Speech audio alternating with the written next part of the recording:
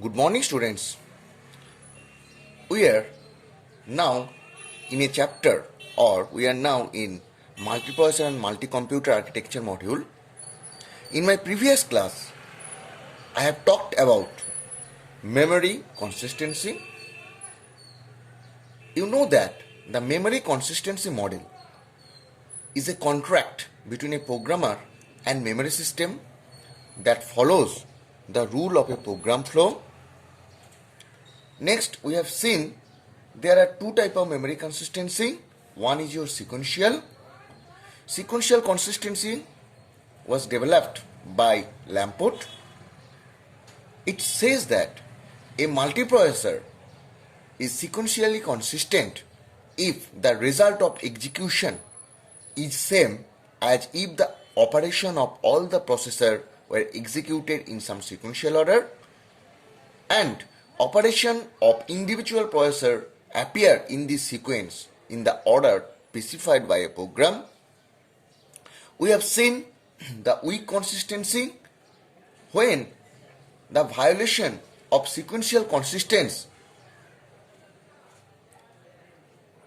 as the requirement of sequential consistency is relaxed, then we have seen that it can increase the processor performance, that is known as weak consistency. Weak consistency has two parts, one is causal, another one is PRAM. Causal means if one processor write a data in some certain location, then another process should read the data from that location. The example was producer and consumer. We have seen what is PRAM consistency or pipeline RAM consistency.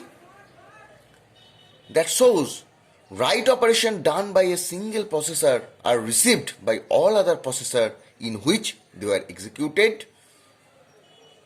Write operation done by different processor may be received in different way by different processor.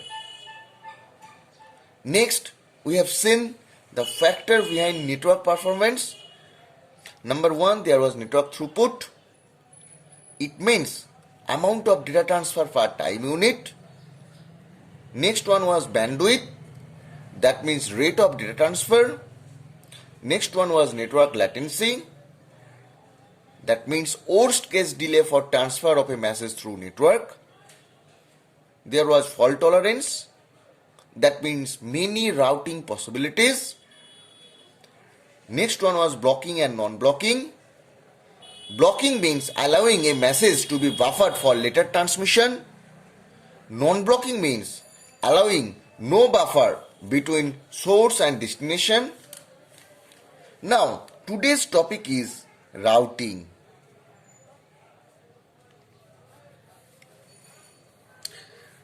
The purpose of a network is to allow exchange data between processor in a distributed system. Regarding this exchange,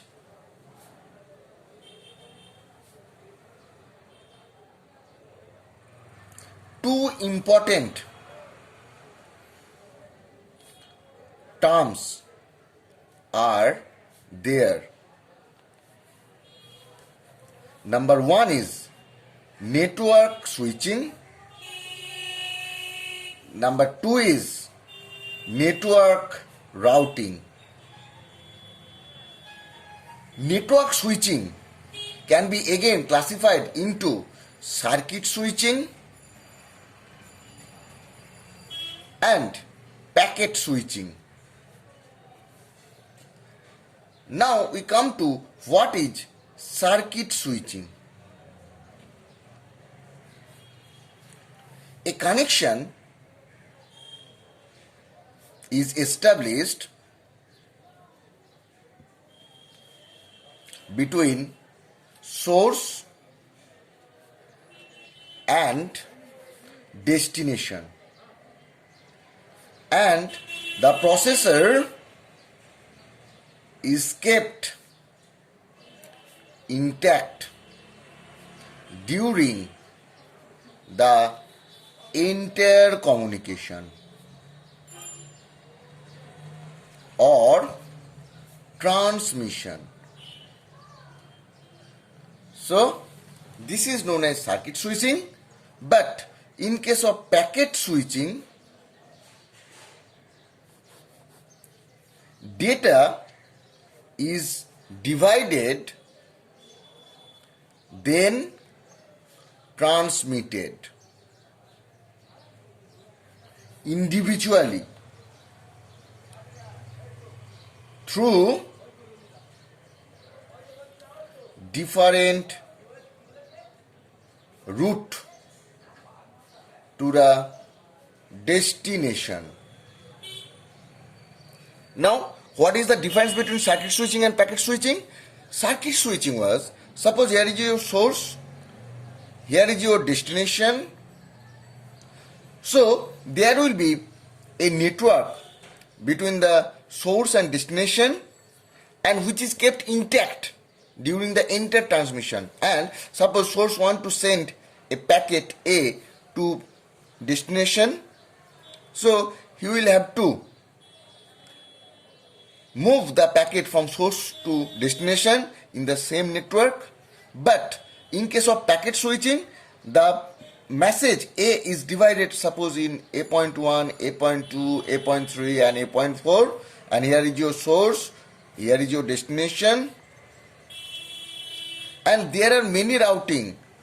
That means there are many connection. Suppose this is a connection, this is A, this is your source and destination, here is your another processor B, there is another one, that is your C. So in this diagram it is shown that there are 4 connections between source and destination. A1 packet can be sent through this network, then A2, here A3 and A4. So data is divided then transmitted individually through different route to the destination. That is the basic principle of data transfer using packet switching. Now we come to network routing. It refers to the method of steering data through network. In other words, it can be says that it define the route which must be followed by data through the network in order to reach to the destination.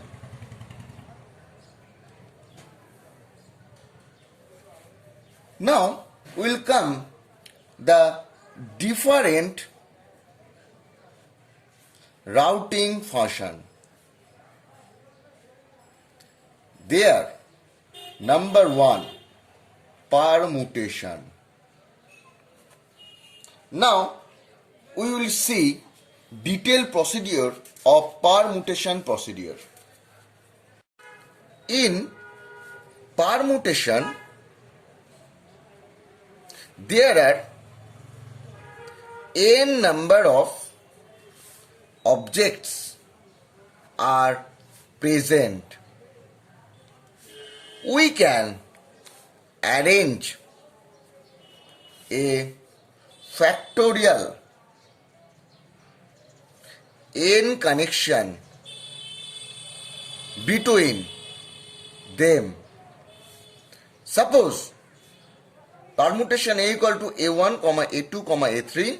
So these are the 3 processors that want to communicate the data among themselves. In permutation mechanism, the communication link will be A1 to A2, A2 to A3, A3 to A1.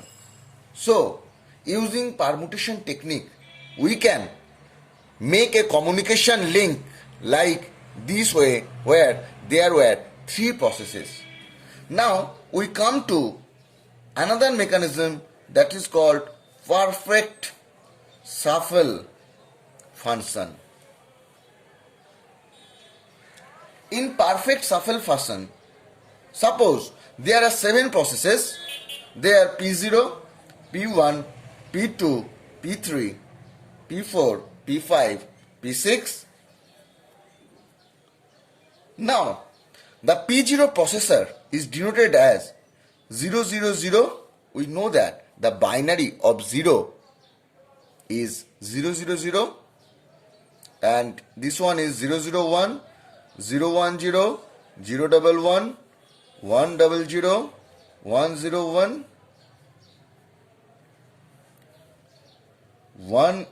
110, and next one is 111, that is known as P7. So here are 8 processor. We have shown it as P0 to P7, and in the left hand side the binary representation is given. Here the communication link will be followed by this technique. Suppose this is 000, he will, or the processor will make a contact with this 0 will come to here, and it is this one. So this process P0 will make a communication link whose binary number is this one. Suppose the next processor is 001, he will make a connection where this one will be come to this side and followed by this one. Similar way, 010 will be communicated with this portion will be the third bit and will shift 10. Next one is 011. 011 will look in the same way. Here will be a 0, here will be 11. Next, there was 100. It will be 1 will be the third bit. Next will shift. Next, there was 101. The link will be 1 will become to the third bit and 011. Next, there is 110. This one will come to the third bit and make 10 here, and 111 makes 111. So the communication link the follows rule. So here is your process P0, and this is 000 means process P0. 001, that means process P1 will communicate with 010. 010 means process P2. Next, process P2 will communicate with 100. 100 means P4. Similar way, P3 will communicate with P6. Next, P4 will be communicated with P1. P5 will be communicated with P3. And P6 will be communicated with P5, and P7 will be communicated with P7. So this is known as perfect shuffle mechanism. In perfect shuffle mechanism, there are 8 processes that want to communicate with other processes, and the rules are we will converted the process into binary number, then we will follow this logic where the first bit will be the third bit of that communicating processor, and then the remaining bit will be shift, left shift. So this is known as perfect shuffle mechanism. Next, we will come to exchange routing fashion.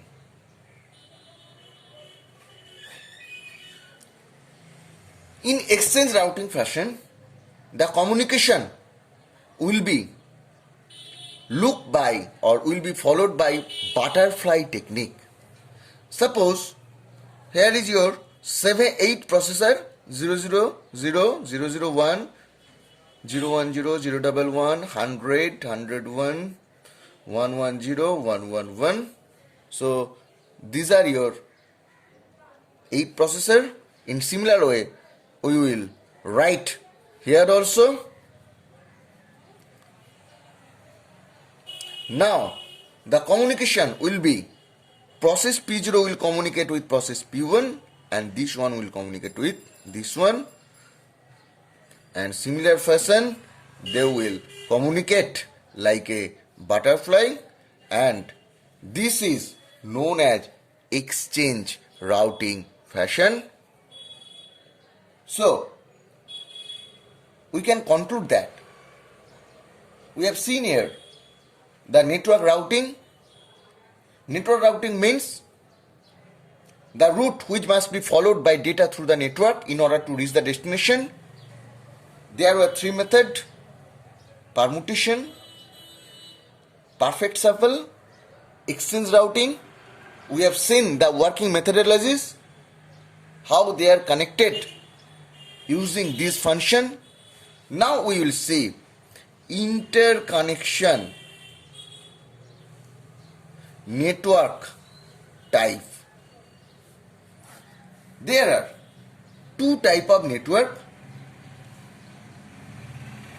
Number 1 is static, number 2 is dynamic. Interconnection means the connection among the processor. There are 2 network. One is your static, another one is your dynamic. Now come to static network. It means point to point connection.